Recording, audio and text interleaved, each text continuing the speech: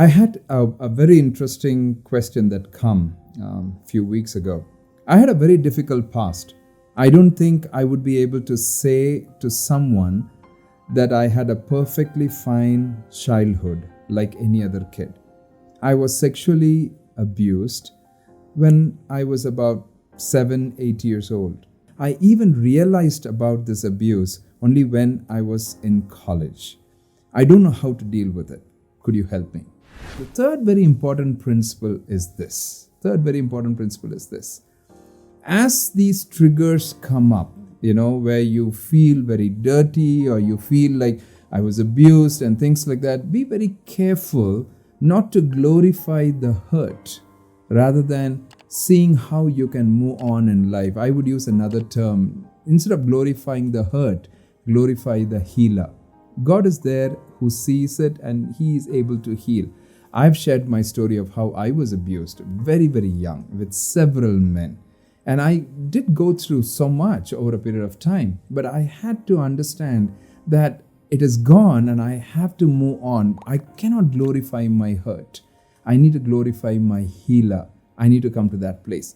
The fourth very important paradigm is this. If you have gone through something, if there is a situation, you need to understand what are some of your triggers. How does those incidences get triggered? How you get reminded? What circumstances you get reminded? What situations you get reminded? What are some of those situations that makes you feel very awkward? You need to first understand some of those triggers and see how you can protect yourself.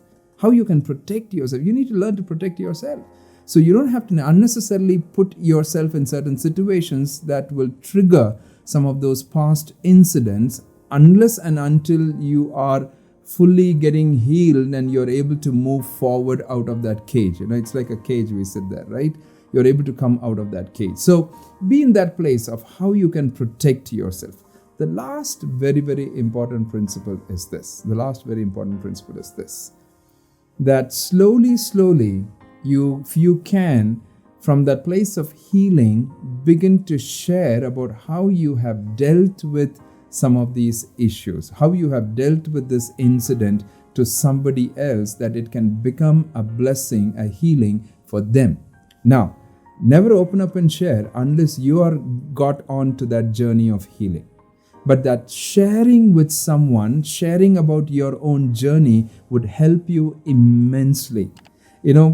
For me, I open up and share some of these stories openly when I begin to share with young people. And sometimes it's difficult. Some of those memories come, very, very strong. Even it can bring in some of those emotions very strong. I could even sometimes smell and taste, my senses begin to work. Yeah. But then a lot of my healing has happened because I have boldly begun to deal with it again and again and again and able to share it, not from a place of a hurt or a victim, but from a place of a victor, that I'm able to cross that and I'm able to move forward. That will become a blessing to someone else. So don't sit there and worry about this. Thank you so much for opening up and sharing this. It's a very, very important question. Thank you for shooting these questions. Hey, teenagers, young people, as I close, just want to say this: askgeorgeuncle@gmail.com, or you send your messages on my Instagram account or Facebook account or Snapchat. You will see some of that, in the comments sections or in the places where you see the video, the narrations, you will find some of these places. Yeah. Thank you so much. Thank you so much for being here. Love you so much. And thank you for asking your questions.